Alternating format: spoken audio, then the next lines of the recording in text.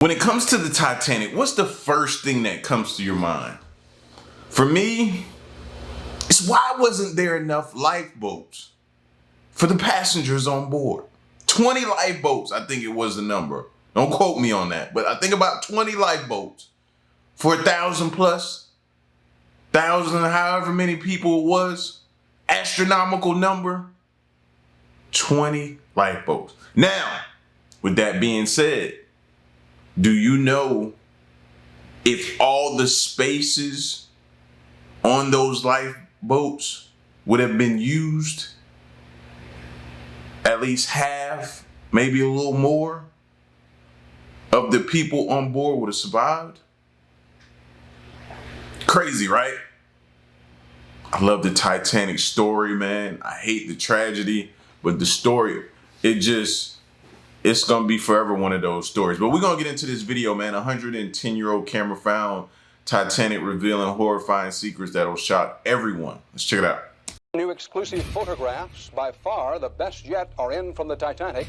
For most of this century, that huge passenger liner has been a dead ship, resting in an ocean grave that, until these past few days, no one had seen. Now, scientists have even seen the iceberg damage that doomed the Titanic. A recently discovered old camera from the ocean depths has unveiled shocking photos of the Titanic, revealing hidden truths about its devastating end. These pictures show that human errors, not just mechanical failures, were key in the disaster. This darker side of the Titanic's story has been hidden until now. From its construction in 1909 to the tragic fates of its sister ships, there's a lot we haven't been told. What horrifying secrets do these photos hold? Let's uncover the chilling truth behind these haunting images. Titanic's forgotten chapters. The Titanic was one of 3 big ships called the Olympic-class liners, which also included the RMS Olympic and the HMHS Britannic. Sadly, each of these ships faced their own tragic fates. The Olympic caught public attention because of the excitement around its construction. The Titanic became famous even before it was finished, with many eagerly waiting for its first voyage. Little did they know, this first trip would also be its last. I think the Titanic is the reason why I'm hesitant when things first come out. I'm super hesitant, even down to like electronics. I like them to get the kinks and work the bugs out of it first. But I'm definitely hesitant because of this incident here. At that time, the White Star Line, which owned these ships, was doing very well and had no idea of the disaster that was coming. Early photos of the Titanic, taken before it sank into the North Atlantic Ocean, take us back to those early days, showing the ship in all its glory. When it was being built, the Titanic was considered an engineering marvel. A dedicated team with a clear vision worked together to make sure everything was perfect. They had a budget of over $3 million, a huge amount back then, equal to about $310 million today. The Titanic was enormous, measuring 882 feet and 9 inches long and 92 feet and 6 inches wide at its widest point. It was 104 feet tall. These numbers may not fully show its grandeur, but the photos give us a glimpse of its magnificence, matching all the hype. The Titanic seemed destined for disaster from the start. Even before it set sail, the ship was linked to several unfortunate events. During its 2-year construction, 8 workers lost their lives in various accidents, casting a shadow over its beginning. By March 31st, 1912, the Titanic was finally ready, drawing global attention. Crowds, including international media, gathered to see this massive new ship, with many hoping to be among the first to board. However, the excitement soon turned to fear in an unexpected way. After years of anticipation, the Titanic started its maiden voyage on April 10, 1912, in front of about 100,000 excited spectators and journalists from around the world. But this wasn't its first trip into the water.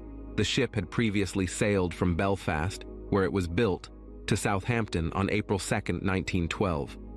This journey was highly publicized as a luxurious trip meant to carry thousands, including some of the richest and most influential people of that time.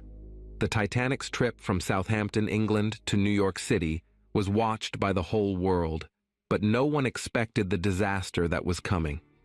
The journey was carefully planned, starting at Southampton, then going to Cherbourg in France, Queenstown, now Cove, in Ireland, and finally across the Atlantic to New York City. The return trip was to go from New York to Plymouth in England, back to Cherbourg, and then to Southampton. During this time, there was a big problem. A coal strike made it hard to prepare for the journey. The coal needed for the Titanic was taken from other ships in the White Star Line. Even though the strike ended before the departure, there wasn't enough time to fully restock the coal. The Titanic set off, unaware of the dangers ahead. The Titanic and the SS New York near miss.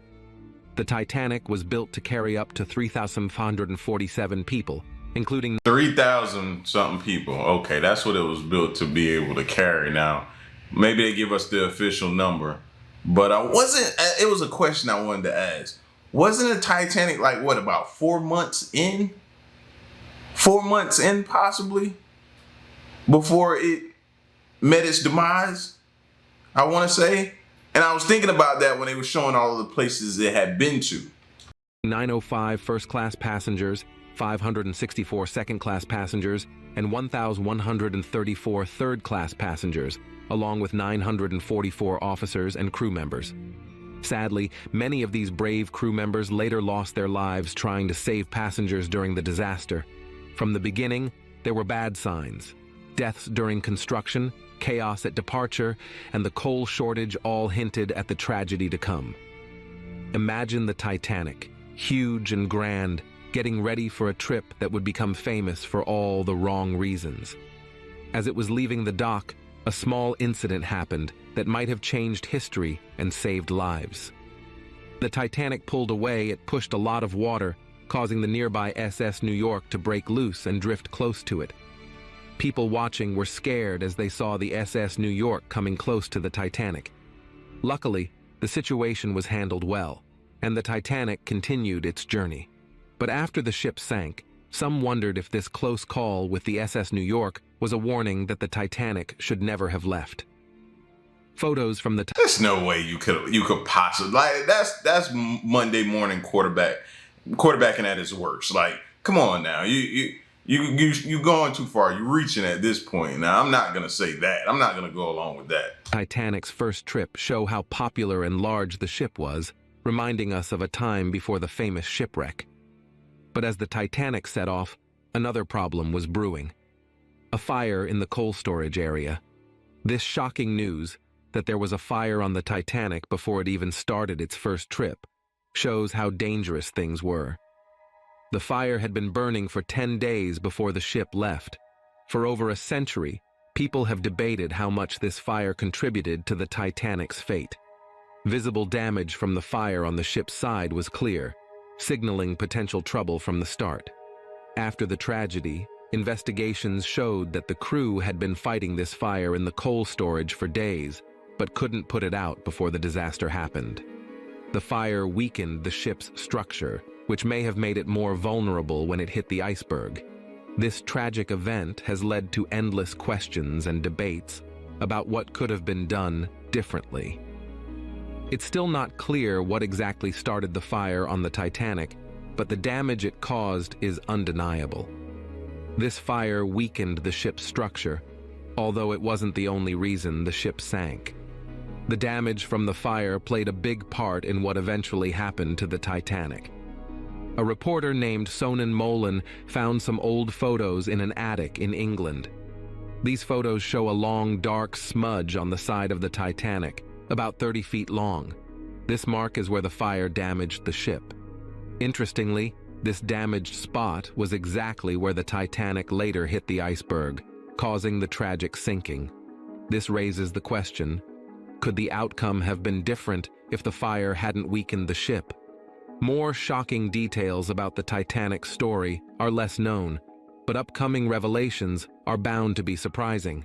Each new piece of evidence, like the photos found by Sonan Molan, gives us more insight into the conditions and decisions that led to the disaster. As we learn more, it becomes clear that the sinking of the Titanic wasn't just a ship hitting an iceberg.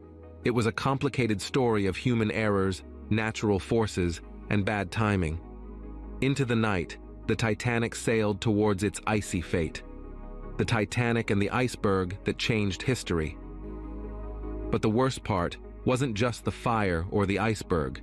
The iceberg itself was a major player in this tragic story from over 100 years ago. It was the iceberg that caused the supposedly unsinkable Titanic to sink into the icy waters of the Atlantic Ocean on the night of April 14th, 1912. That reminds me, I never want to get on a boat that's titled The Unsinkable Ship. I never want to get on a ship like that. No. Don't even, like, if you want me on there, you better not tell me. You know? Because it's just like you putting it out there for something to happen. You putting it out there. I think like that. No, don't name your ship the Unsinkable Ship. No. The ship was sailing through the dark, unaware of the dangerous icebergs in the area, which could destroy even a ship as strong as the Titanic. People are curious about where this massive iceberg came from and its journey before it hit the Titanic. Some think the iceberg started at the Jakobshavn Glacier near Disco Bay on Greenland's west side, forming around 1910 or 1911. From there, it probably traveled north, carried by the West Greenland Current. As we consider the Titanic's journey, more questions come up. Captain Edward John Smith, the ship's commander, and his crew knew they were entering dangerous waters. That year, the sea ice was more widespread and further south than usual. Plus, the Titanic got several radio messages from other ships warning of large patches of floating ice and many icebergs ahead. Despite these warnings, the ship kept going toward New York. The story makes us think about the decisions made during the voyage. There were many signs of danger. The Titanic's first trip was filled with ignored warnings and hidden dangers, making us look closer at what exactly went wrong. A critical message was sent to the Titanic, warning the crew about thick ice floating in the ocean, right in the path the Titanic would take. The next day, the Titanic saw another ship, the SS steamer Rappahannock, sailing the other way. We don't know if the Rappahannock told the Titanic about the ice, but the Rappahannock got badly damaged by the ice, so they might have warned the Titanic about the danger ahead. On the day the Titanic sank, it got several warnings about the ice ahead. The first warning came from the Coronia, mentioning big icebergs, smaller ice chunks called growlers, and lots of ice in the water. Despite the serious warning, Captain Smith of the Titanic just said thank you and didn't do anything more. Another warning came from the Dutch ship Noordam, again talking about lots of ice in their path. This message also tried to highlight the risks of continuing their journey, but once again, Captain Smith responded politely, but didn't seem worried. Throughout the day, the Titanic received more warnings about dangerous icebergs directly in its path, but the crew didn't take these seriously either. Eventually, the Titanic hit a huge iceberg, leading to a disaster that took over 1,500 lives. Years later, an interesting find was made at the bottom of the ocean. A vintage camera belonging to Seaman W. Wood, who was a captain and liked taking photos, was discovered. Just 2 days before the Titanic's tragic voyage, Wood saw a giant iceberg that impressed him. He took a picture of it and noted its location, which happened to be the same place where the Titanic hit an iceberg. While we can't be sure if it was the same iceberg, the locations being the same make it seem likely. One of the first accounts of that terrible night came from Dr. Washington Dodge, a well-known person from San Francisco who worked in medicine, banking, and politics. He boarded the Titanic at Southampton with his wife Ruth and son Washington Dodge Jr. for its first voyage. After the disaster, while on the rescue ship Carpathia, Dr. Dodge wrote a letter describing what happened. His handwriting showed how upset he was. His account gives a clear picture of the chaos during the Titanic's last hours. That night, a deadly crash changed everything. The night the Titanic sank. Dr. Dodge said the disaster started when he and his wife were woken up by a huge crash, the ship hitting the iceberg. At first, they were told everything was fine, so he tried to go back to bed, but he was too restless and wanted to find out more. This is why I sleep light on cruises, or try to sleep light. You know, they be giving out some good drinks on those cruises, can't lie to you, and I like to partake and participate. But for the most part, I try to sleep light, man, because this be going through you try to block it out of your brain as much as you can, but every now and then it goes through there, and I just want to sleep light so I know if something goes wrong, I'm up and ready to spring into action. That's all. His second check, he found out that life jackets were urgently needed. As things got worse, he made sure his wife and son got onto one of the first lifeboats, even though he saw many boats being launched with lots of empty seats. This scary account is one of the most moving and detailed stories of that tragic night. On the night when the Titanic sank, there were 2,129 people on board. Sadly, the ship didn't have enough lifeboats for everyone. Even though it was a huge ship, it only had 20 lifeboats, and only 18 were used during the emergency. What's even sadder is that many lifeboats were launched without being full. The crew was scared that if they overloaded the lifeboats, they might break. This fear made the situation even worse. One story from that night is about Dr. Dodge.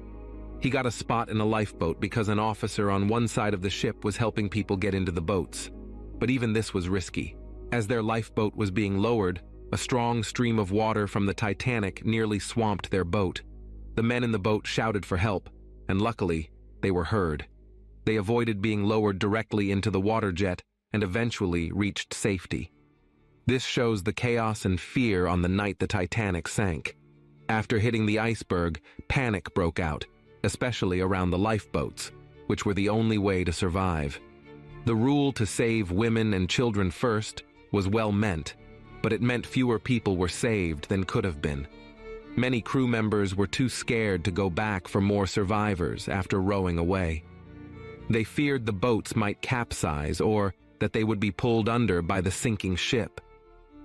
This left me. Now that part I understand. As hard as it may seem, and for some people may even view it as being heartless, but you had to protect who you had at this point, because going back, those who were fighting to survive, they're gonna try to climb on that boat. People, you know what I mean? They're gonna see an opportunity and try to climb, and that's a possibility of turning yourselves over. So as heartless and as hard as that may seem, I get that part. Not turning around and going back, man. And that's a tough one, trust me. Many people in the freezing water, where most of them died. Back then, the rules said the Titanic had enough lifeboats, but these rules were old and didn't consider such a large ship with so many people. Even worse, the White Star Line, which owned the Titanic, cared more about how the ship looked than about safety. They thought too many lifeboats would make the ship look less luxurious. People believed that in an emergency, the Titanic would stay afloat long enough to get everyone off safely. But the disaster happened much faster than they thought, showing just how wrong their safety measures were. This has led to many discussions about why the ship wasn't better prepared with enough lifeboats. But this wasn't the only problem. A hidden fire had been burning for days in one of the coal storage rooms, making the ship even weaker. When the iceberg ripped open the hull, the Titanic was doomed. As the ship broke in two and sank, it became clear that the safety measures were terribly inadequate. The decisions made prioritized looks and old rules over the safety of everyone on board. This turned what was one of the most advanced ships of its time into a tragic lesson in disaster preparedness and human error. The Titanic started taking in water at its lowest levels, making it tilt dangerously to one side. Given the ship's huge length, over 882 feet, a lot of water was needed to upset its balance. This tilt put too much pressure on the ship's structure, especially in the middle. As the ship sank, the truth of the tragedy became clear. the catastrophic failure of the Titanic.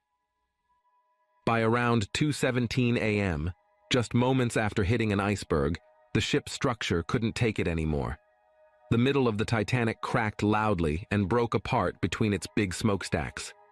This happened because the bottom part of the hull, particularly the iron rivets, was of poor quality. It's surprising that such a grand and expensive ship was built with cheap materials. Experts and historians are still puzzled by these choices made during its construction. It's debated whether the ship breaking apart made it sink faster, but it was a crucial and tragic moment.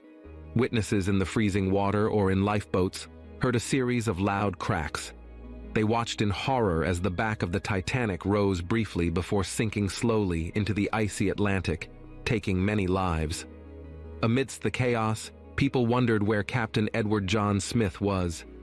His fate during these terrifying moments is much discussed. After the collision, he was seen heading toward the bridge, starting a nightmare. Captain Smith, a seasoned seaman with over 40 years at sea, must have realized how serious the situation was. He had skipped important safety drills like lifeboat training for the crew and passengers, a choice that turned out to be disastrous. If there had been proper drills, maybe more lives could have been saved. As the Titanic sank, Captain Smith was reportedly involved in rescue efforts. Some say he saved a baby by swimming it to a lifeboat. When offered a chance to be rescued, he supposedly refused, choosing to stay with his ship, an act seen by some as very brave. However, other accounts suggest he was missing when his leadership was most needed, casting doubt on his legacy. The truth about Captain Smith's actions is still hotly debated, but this wasn't the end of the mystery. There's an intriguing story that Captain Smith survived and lived on a remote island under a new identity. While fascinating, this theory... It's hard for me to think he didn't go down with the ship. You know? I think that's everybody's thoughts when it comes to him. Is that he went down, he knew, probably felt bad, probably for the disregards of the warnings of the icebergs ahead and different things in the water, different things that probably he might have overlooked or didn't do. And he probably felt totally, that's what I would like to think that possibly happened. He felt totally responsible and went down with the ship as you would imagine a captain would. That's what I think. Theory lacks proof and is generally considered a myth. Captain Smith's story and the Titanic continue to evoke strong emotions and discussions. Some see him as a hero, others as someone who failed when it mattered most. The uncertainty about his final moments adds to the legend of the Titanic, a tale of heroism, tragedy, and the relentless search for the truth. Decades later, finding the Titanic's wreck added a new chapter to this story. In the mid-20th century, with better technology, a serious search was possible. Led by Robert Ballard, an American and French team on the U.S. Navy ship Canoe undertook this mission. Using a high-tech deep-sea camera, the Argo, they reached depths of about 13,000 feet and, for the first time since 1912, saw the Titanic lying split in two on the ocean floor, a poignant reminder of the disaster. Seeing the Titanic shipwreck in full for the first time is a big deal in maritime history. Even though it's been over 100 years since the Titanic sank, it still fascinates people. Recently, a mapping company released the first complete digital image of the Titanic, giving us a whole new view of this famous shipwreck. Before this, explorers and historians could only see parts of the Titanic, discovered on September 1st, 1985. The wreck is huge and in a remote part of the ocean, making it hard to document fully. But now, with advanced technology, we can see every part of the shipwreck clearly. Magellan led this technological breakthrough. Their innovative methods let researchers examine the front, back, and debris around the Titanic. They made a digital replica of the entire site, allowing us to study it like never before. This new visual representation shows the size and sadness of the wreck and reveals details we hadn't seen before. This project is one of the most extensive underwater explorations ever. It collected 16 terabytes of data and over 715,000 high-quality photos and videos. This massive amount of new digital imagery has excited scientists and historians, helping them explore parts of the shipwreck that were hard to reach or unclear before. Could the Titanic tragedy have been completely avoided if all the warning signs had been heeded? There was no impact as such. It was just like jamming your brakes on a car. And that was that. She stopped. We had a porthole open, and I looked out, and the sky was clear, the stars were shining, the sea was dead calm. And I thought, I don't know, I couldn't understand it. So I came out and Listen, Titanic survivor here is what you're listening to right now. And he's gonna go over or talk about the moment it sank. Let's keep going now. Had to let y'all in.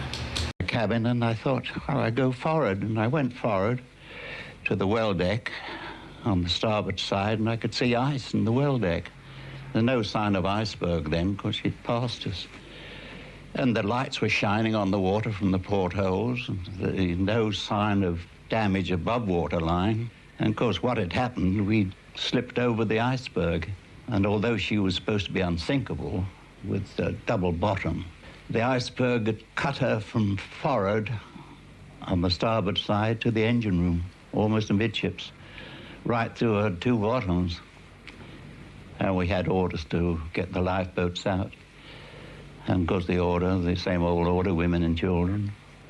And we swung the lifeboats out and gradually filled them up. First boats were away on the port side. The first boats away didn't have many passengers on board. They were afraid to go down. There was a 70-foot drop to the water, and they didn't think she was going to sink. And a few of the first boats on the port side got away with half filled. Don't forget, we had 16 lifeboats, and they each carried 50. And if they'd been filled, we could have saved 800, whereas we only saved 500. So you can imagine there were many seats in the first lifeboats vacant. Then I had orders to go down the storeroom with a gang of men and get all the biscuits we could find. Well, when we got back up onto the boat deck, we couldn't get near the lifeboats.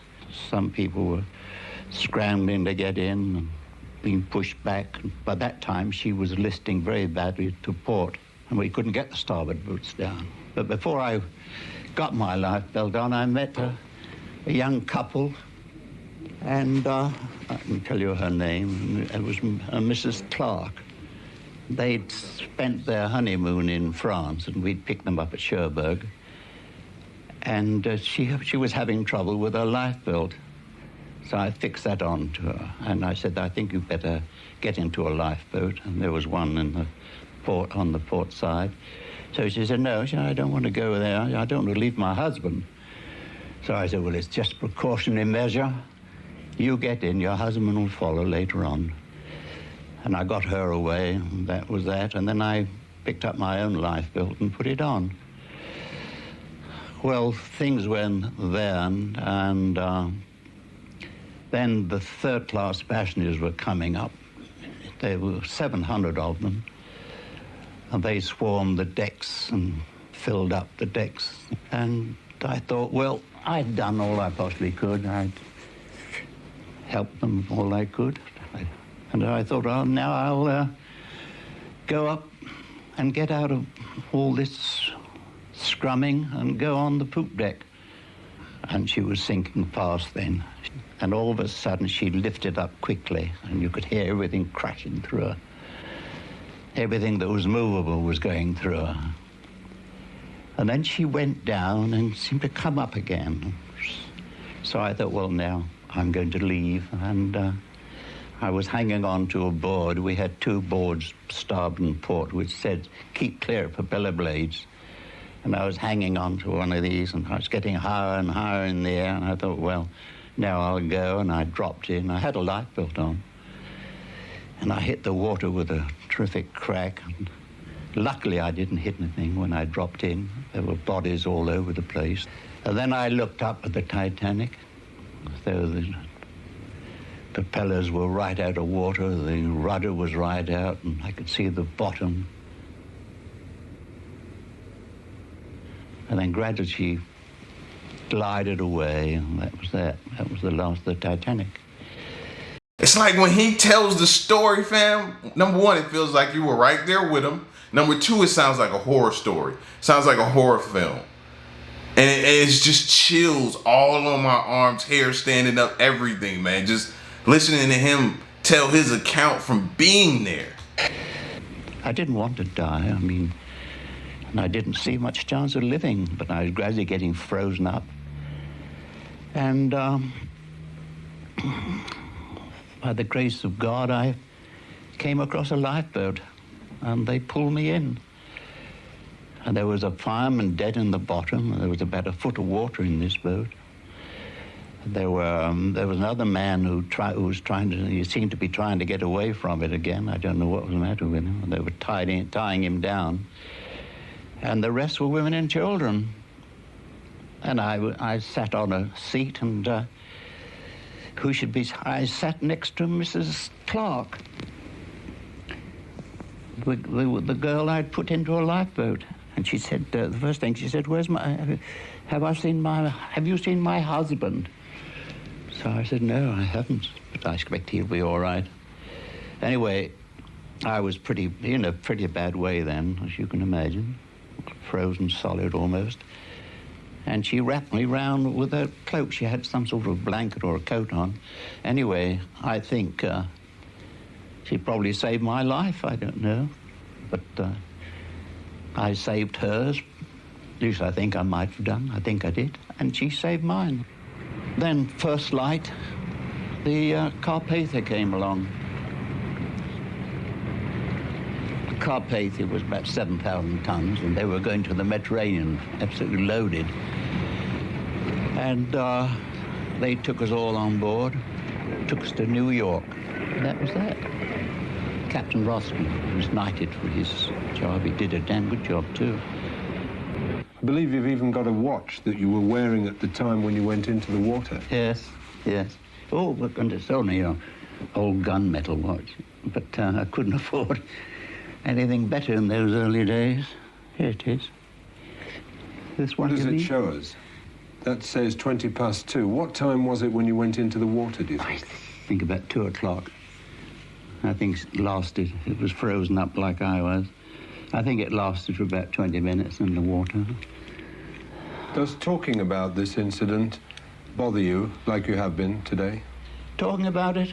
I should probably dream about it tonight. Have another nightmare. You'd think I'm too old for that, but you'd be amazed. You lie in bed at night and the whole thing comes round again.